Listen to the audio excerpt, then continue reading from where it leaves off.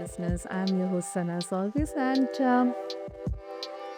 this question comes to my mind that have you ever played a song where one note was just off? It doesn't matter how beautiful the rest of it is, but something just didn't feel right. Well, it has happened with me. And in life, listeners, what I mean to say is harmony isn't just about calm moments or curated rituals. It is about alignment. When your goals, values, and purpose all play the same tune. And no amount of meditation, dancing, or soothing soundscapes can compensate if one of those is out of tune. Listeners, today we are joined by two incredible voices, Dana and Colleen, whose shared work bridges trauma healing, communication, leadership, and transformation. Together, they are helping individuals and organizations tune into their true selves and also realign their lives. So, listeners, this conversation will explore what harmony really means in everyday living and why it is not just a feeling, but it is a frequency we have to intentionally attune to.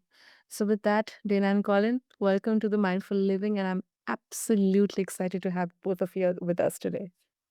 I love your That introduction, was Anna. so eloquent and articulate, Sana. Thank you. Beautiful. Excited to be here and explore this topic with you, any topic with you, and this one today. Very exciting. Hmm. Absolutely, absolutely. I think harmony and mindfulness, they're so much connected, because I think to realize that something is out of tune, we need that mindfulness. We need to be present in that presence, or the present. So with that, Dana and Colin, let's start simple, but of course profound. When you hear the word harmony, what does it feel like to you both? Not just conceptually, but viscerally. Beautiful question. Beautiful question. Um, Dana might have a different answer. I always look forward to his answers. But my immediate answer is harmony is a guiding light. It's the Mhm. thing that lets you know when things are working, when you are in alignment, when you are moving forward on the path that is meant for you, when you are doing what you were brought here to do. And it's not a punishment when it's out of harmony. It's just the way of noticing. Um, you bump into the edge and you go, oh, that's Mhm. I don't need to go in that direction anymore. That's not the best direction for me. And then you get the beautiful feel and sound and smell and look and taste of harmony when everything is back into alignment. Hmm, that's beautiful. Colin, I would love to know from you. Oh, for Dana? Yeah, Yes. just going, yeah, that's Yeah, that's it. Yeah, okay. so confusing when there's both of us. I was kind of caught up in Colleen's answer as well too, and I thought, oh yeah, I got to say something now. Um, um, such a beautiful question, Sana, and right away the answer that came to me was very simple and very pure and present. And harmony, when you asked me to check in on my visceral response to harmony and that idea and concept, right away, the word that came to my mind was joy. Hmm, Okay. Yeah. that's a good That's how it feels in my body. It feels like joy. Mm. Yeah. So that extends to, all Because, uh, yeah, yeah, go on, go on. I was just Go. going to say that extends to all the things that a connection to joy and a sustained connection to joy can make us think of. I feel peaceful. I feel ecstatic. I feel grateful. I feel appreciative. But that core initial energy and that resonance is one of really powerful and present joy. Hmm. Present joy. I think that's such a beautiful way of um, connecting. As I was saying about mindfulness and that tuning in, that harmony. When I hear the word harmony, all that comes into my mind is beautiful tunes, soothing tunes, and music. Because that's what I am fan of. When I mean, uh, whenever I hear a beautiful tune, it is hair raising. Mm, I can feel the vibrations within my body. I can feel soothness. Sometimes, it can also make you a bit of emotional. yes. Um, it's like, physically my body is activated, spiritually, mentally, emotionally, my mind, everything is activated. So everything is now in tune. So Hmm. what I relate to harmony. That is a beautiful answer. And I'm the same way. For me, especially with choirs, when I hear a bunch of people singing in harmony, it brings me to tears. Absolutely. Well, oh, moving Feels like we're all feeling some harmony right now. back. It's like an instant reaction in my Yeah. mind. Colin mentioned about, sorry, Dana mentioned about the choir word. It's like I just kind of recollected about some, Mhm. choir sounds in my mind. And it's literally, it feels like heaven. Literally feels like heaven. Yes. And you both have talked about alignment being key to achieving harmony. Mm. So, um, let's try to understand the symptoms. So, what are some common ways people they fall out of alignment even without realizing it? Mhm. Mm, that's a great question. Um, I want to say when they stop listening, when they stop listening to themselves, when they stop listening to what feels truthful, um, Mhm. when they when they allow themselves to fall into what's what what feels pressure. Back when you were in school and you knew what was right, but then Yeah. somebody said, "Oh, the teacher won't notice if we leave school or if we sneak this thing in, if we break these rules, nobody's Yeah. gonna get hurt." And something in you went, "Oh, that doesn't feel right, but I can't argue it logically." And we stop listening to ourselves and that truthful voice. Mm. That's my answer. Mhm. Dana, how about you? That's beautiful, Colin. That's beautiful. Yeah, They- I'm finding myself in a very pleasantly surprising way. I was very excited about talking about this topic, but man, I'm really feeling moved by it in the actuality of us in our discussion. I'm recognizing and recalling and connecting to just how powerful and important harmony is, how important alignment is to a sense of harmony. And when I think about alignment, I think about the a few different components. The idea that everything is in its place and everything is working together in the same direction. Everything is moving with the same intent towards the Mhm. same destination, and nothing is missing. Right? There's no parts that are left behind. There's no parts that are Mhm. left out. And fundamentally, that there's no parts that aren't important because I feel like harmony and alignment are the key components of wholeness. So, Mhm. in order for us to be in harmony, in order for us to be in alignment, nothing and no part of us can be left out or left behind. We have to Mhm. include everything, and that idea, as you continue to extend that idea from a personal sense of alignment and a personal sense of inner harmony, and let that move out into the environment around you and the people around you, and that idea feels kind of infinite to me. The idea that Mhm. there's opportunity to be in harmony with everyone and everything all the time. So and that sounds like such a big grand idea, which it is, but I think I'm really connecting to and being very moved by the manner in which that feels very that big spiritual esoteric idea feels very practical to me Yeah. because I'm kind of landing in a place where I'm like, okay, well, first of all, uh, the more I'm in harmony with myself, in alignment with myself, Mhm. with my emotions, my feelings, my thinking, my body, my physical expression, the more likely I am to be able to reach harmony with other people.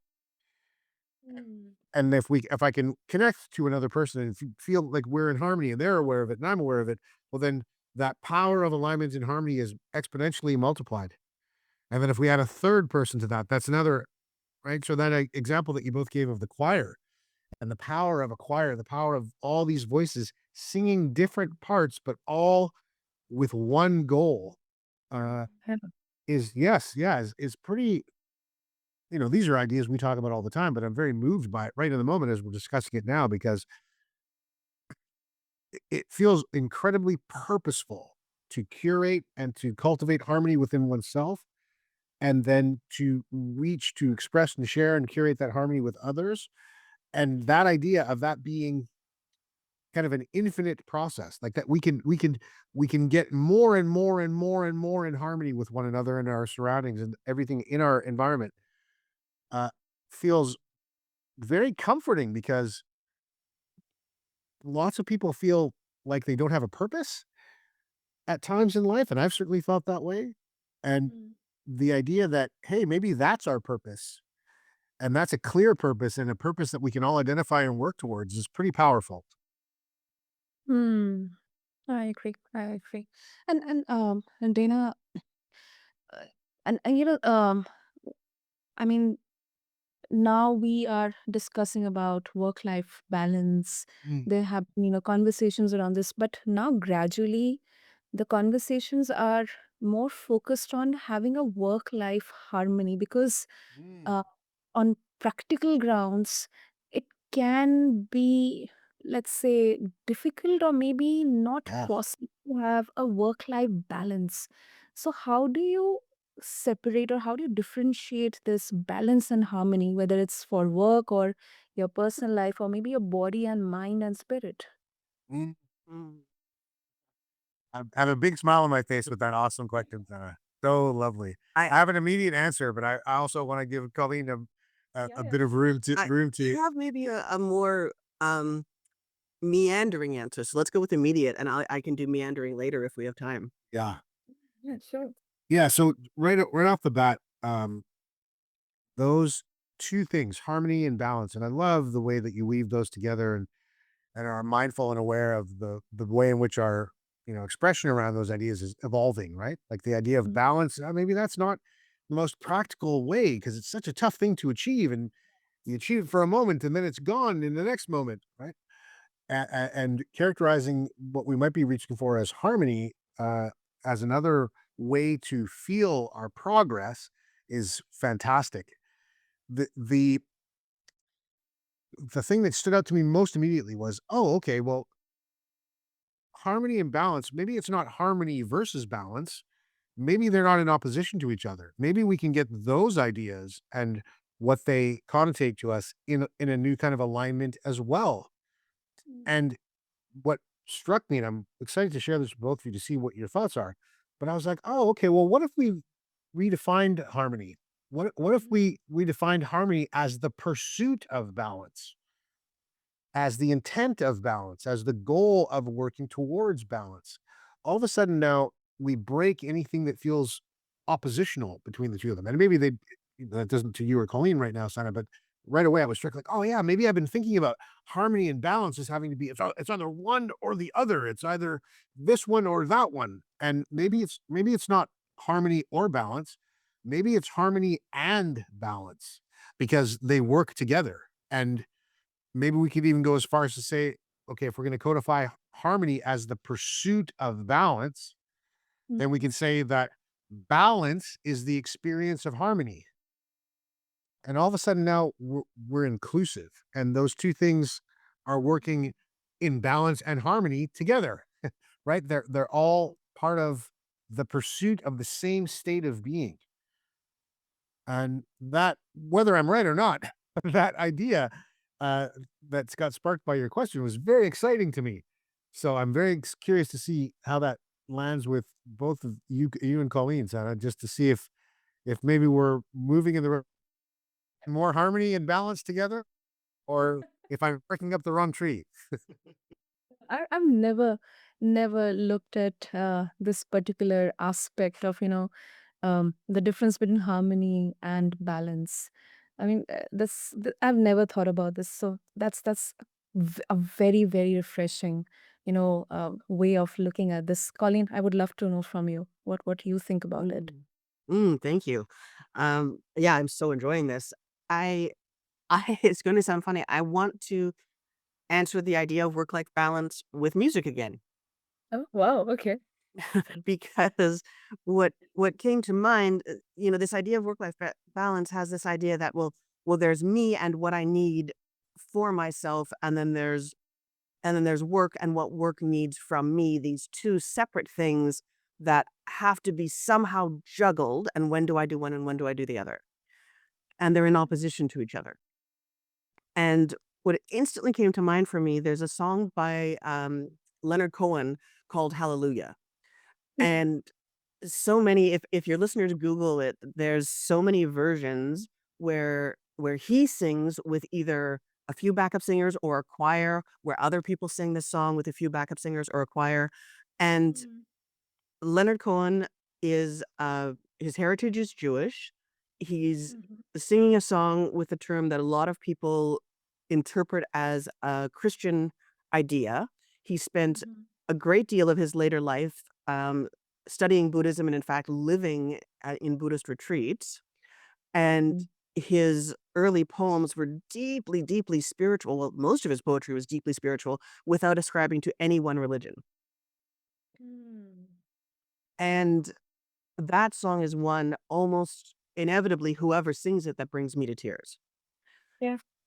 And this idea that, well, you have to choose one. Well, he didn't choose one. He brought all of those different aspects together. He brought all of those different versions of spirituality and religion together. And he brought his spiritual seeking to his work. And I think the more we can allow ourselves to bring every aspect of us to everything we do, we just naturally slide back and forth and go, great, I'm at work. It feels really good that I'm bringing myself to my work. And now I absolutely can allow myself to feel that I need a break and I need to go for a walk. I need to go have a cup of tea and breathe. I need to finish work for the day. And Mm. and I'm at home and I'm resting and relaxing and I have this beautiful idea for work, whether it's the work I'm being paid for or the work that inspires me that I do outside of that. And we're allowed to combine those in that beautiful, like in the song where it's his voice and then the choir's voice and then they come together. Well, I mean, such refreshing takes on this, such refreshing takes.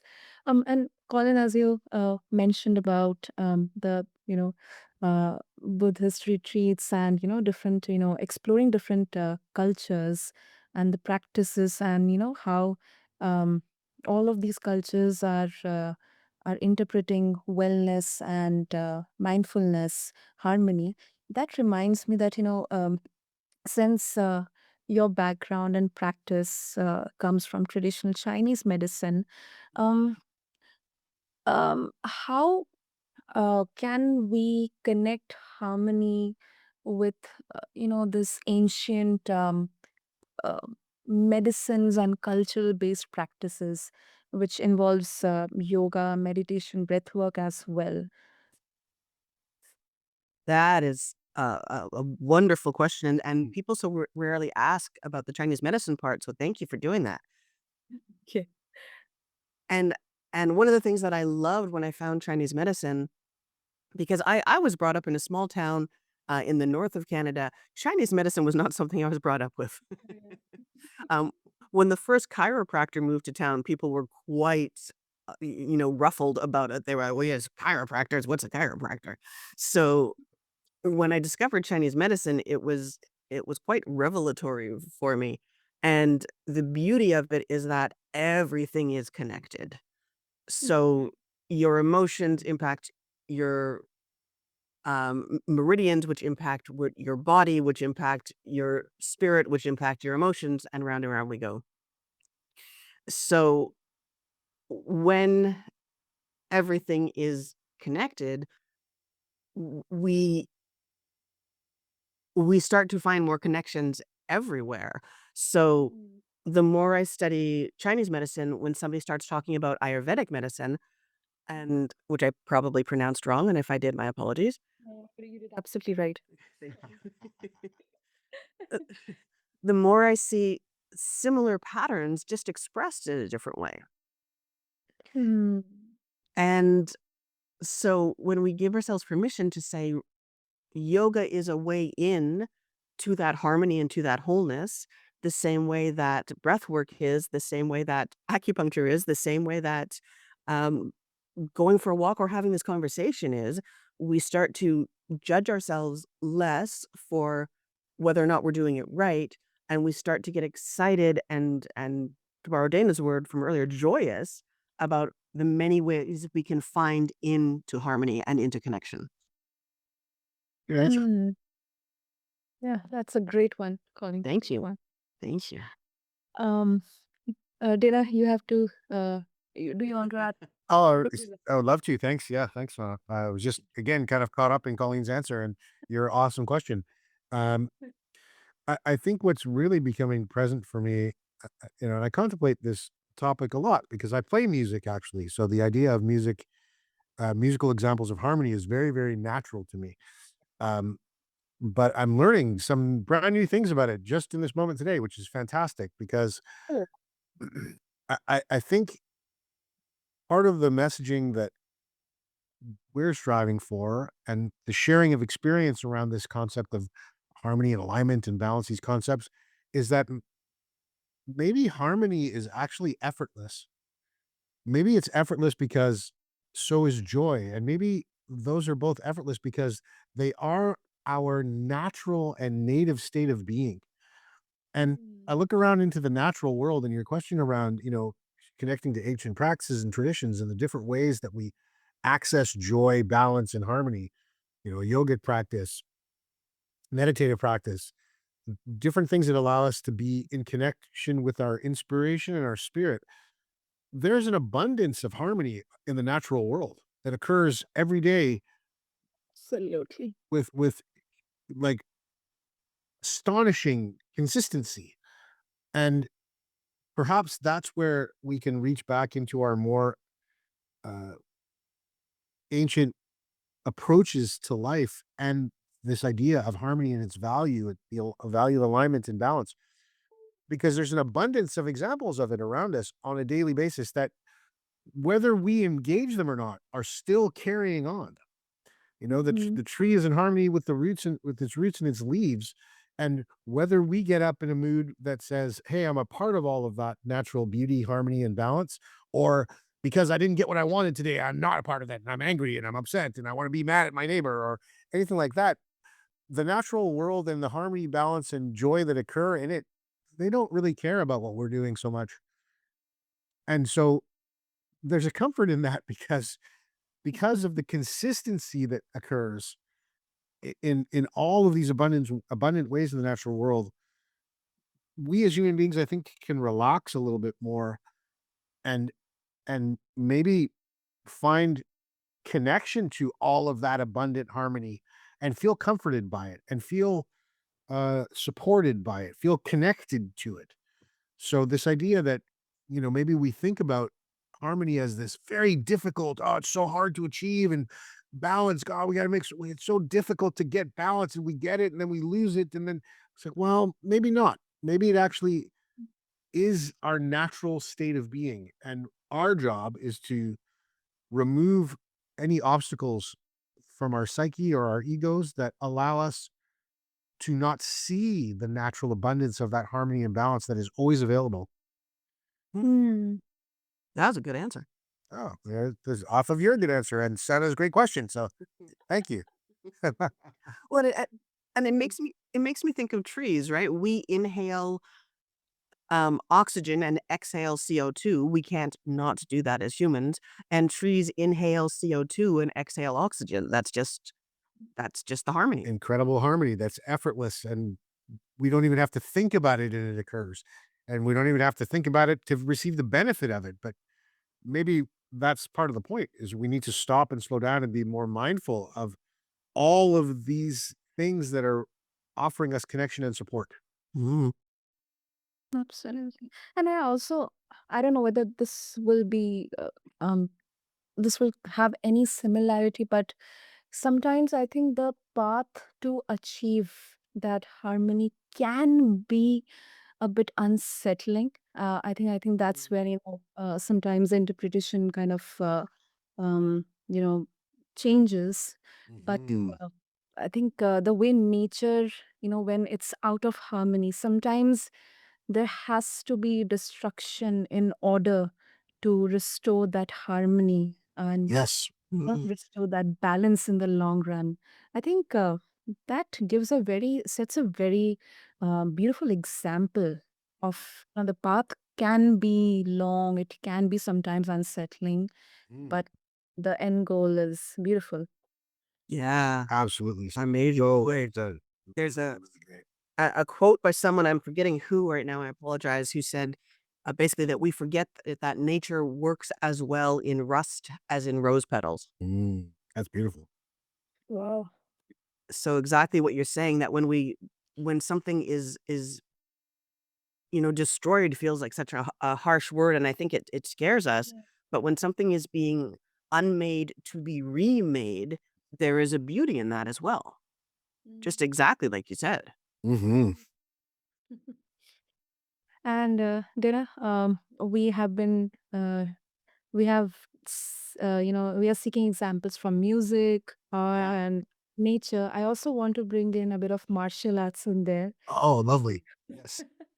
Your background in martial arts is fascinating, and I find martial arts to be such a powerful metaphor because it's more about internal balance, not Yes. an external force. So, Yes. how has your training influenced your understanding of harmony, especially when it comes to alignment between mind, body, and intention? Oh, such Shanna, so great question. Such a great You question. should see the look on his face, Santa. Wonderful. So happy. Yes. I can Talked get about behind this. Could talk about this forever, but I'll do my best to not do that because we don't have all that time today. But we can continue it another time, which will be great. So, um, man, there's so many ways to enter that conversation, and the first one that comes to mind is v- right off of the things that you queued up in terms about balance and harmony. that. When I first started martial arts training uh, as a child, uh, you think about being a superhero. You think about being tough and strong and aggressive, and you're going to beat everybody up, and no one's going to beat you up, and all that sort of stuff. And that has that I share that with people because it is a significant part of my martial arts journey. And then the next significant one brings me to the question around, okay, well, here's why I started martial arts. And then I have to answer next the question of why did I continue martial arts? Mm. Because, as life gets busy, we get older, we, have different opportunities to do different things. And I remember arriving at a place where I had to make a conscious choice to decide, oh, I'm going to continue this practice. And that moment that made this become a lifelong pursuit for me was full of the recognition of exactly what you said. Martial arts training, while it may be appealing at first to make you feel strong and tough and, to be externally forceful, the reason I've continued in martial arts training for this long since I was a child is because of exactly what you said, Sana. It's about inner power as opposed to external force. That inner power comes from a sense of alignment internally. And and when you start to see how a sense of alignment and harmony inside of yourself, okay, expresses to really effortless, powerful martial arts movements and techniques, it's to say it's transformational and life changing is an understatement. So the martial arts has moved because of the following of that path of the internal alignment, internal harmony, peacefulness, joy inside when you're doing something so physical and that can look aggressive and violent even.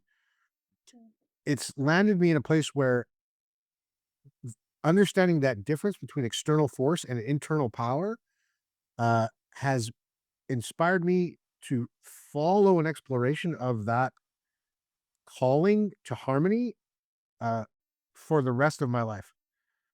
And the profoundness of that connection, that actually, when I'm calm and peaceful and in harmony with myself internally, I'm actually more effective externally. I can make in martial arts sense, but even in life, but in the martial arts, when I'm doing a technique and I'm calm and centered and in alignment, I feel like everything is in harmony in my mind, and that's always the goal.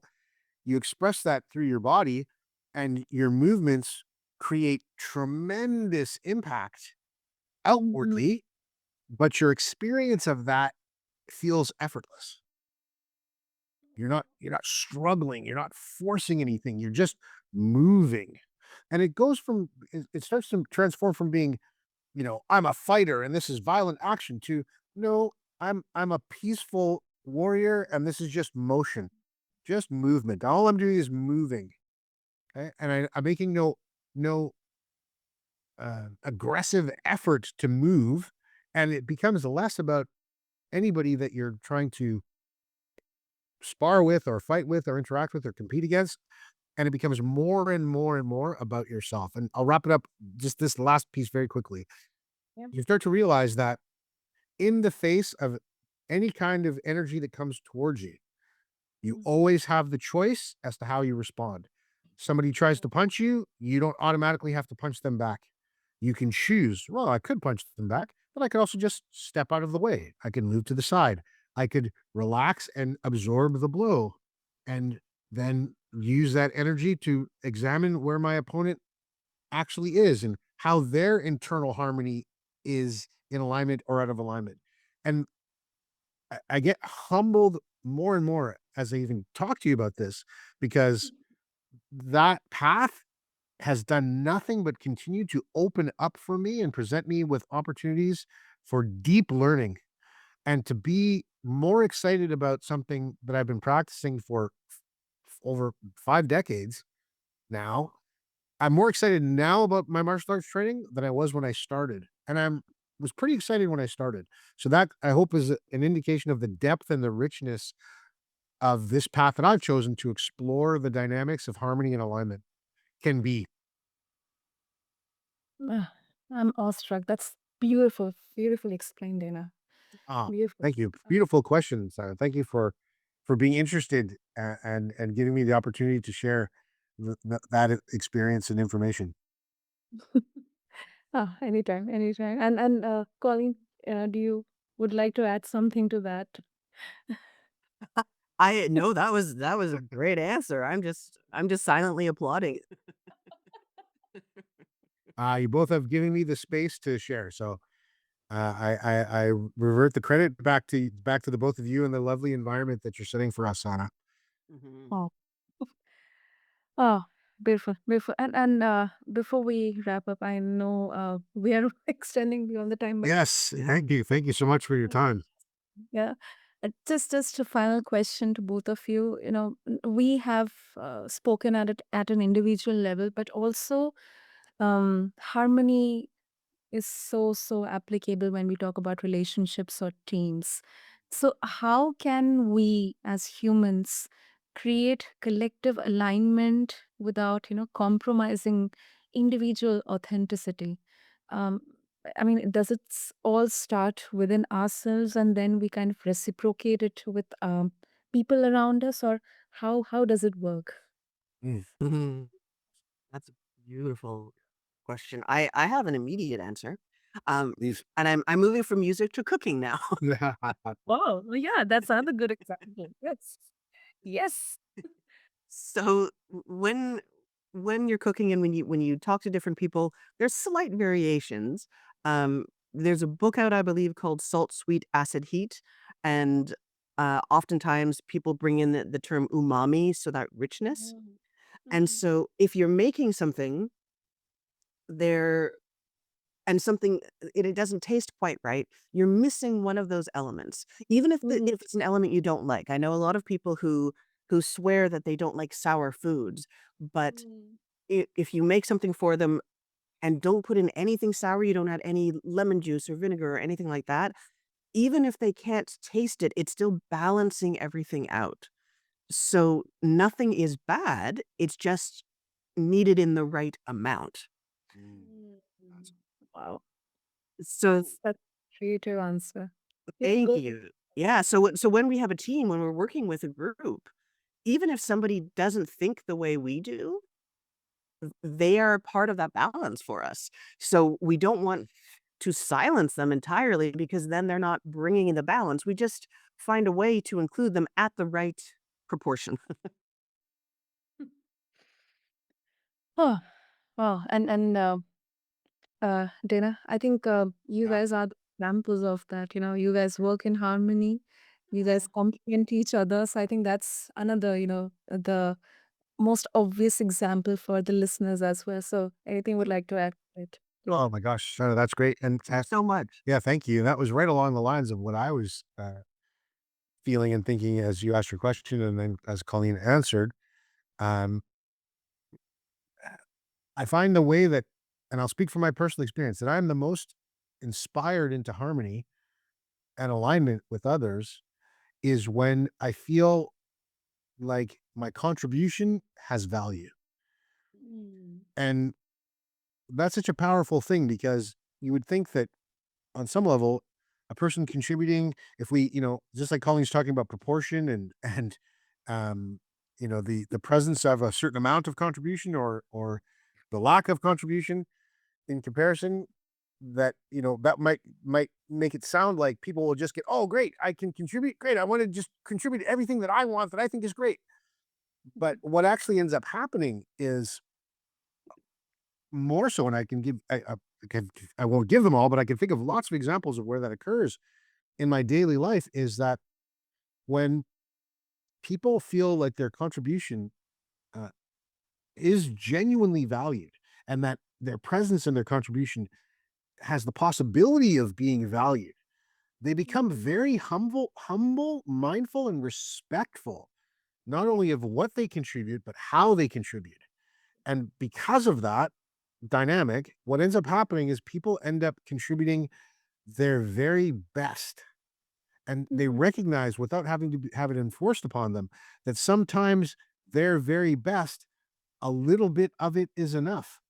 Because in that dynamic of harmony and contribution, we see not only the value of what we've contributed, and when we can experience that value, we automatically recognize and feel the value of what others can contribute. So it becomes this exercise where we want to create space together and share in that space together, as opposed to take all the space for ourselves because we're the only one who has any valuable thing to offer. And that dynamic falls into place in ways when I work with companies, when I work with teams, when I work with Mhm. individuals, it falls into place. Like once that spark of valued contribution catches fire,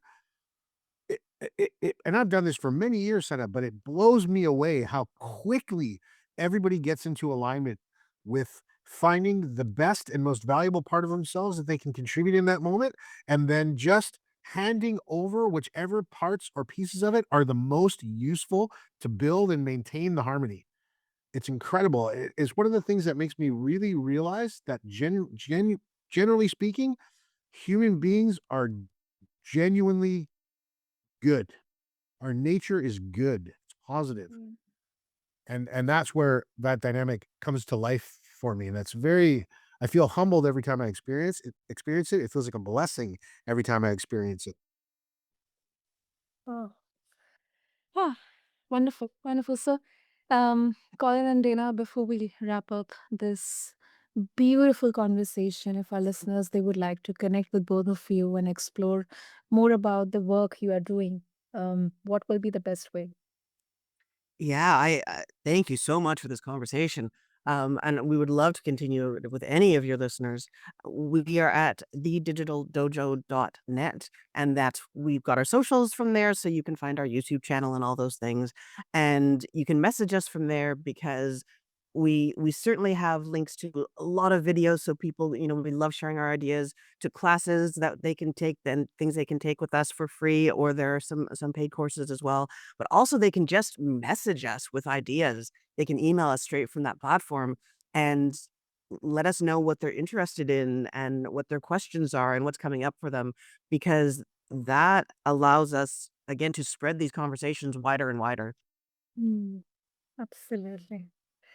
I'll make sure to mention the links and details in the show notes. And I couldn't thank both of you enough because you guys have reminded all of us that harmony isn't a destination. It is a relationship with ourselves. It's constantly asking that, am I living in tune with what matters? I think this was such a metaphorical conversation that, we can see so many examples around us, be it nature, be it music, be it art, cooking, teams working with each other, um, martial arts, such beautiful metaphors. So thank you so much to both of you. Yeah, thank you. This 100%. has been such a beautiful part of our day. Fabulous. Absolutely wonderful conversation, and we are deeply grateful for it. Hmm. And to all the listeners, thank you to all of you for being a part of the mindful living.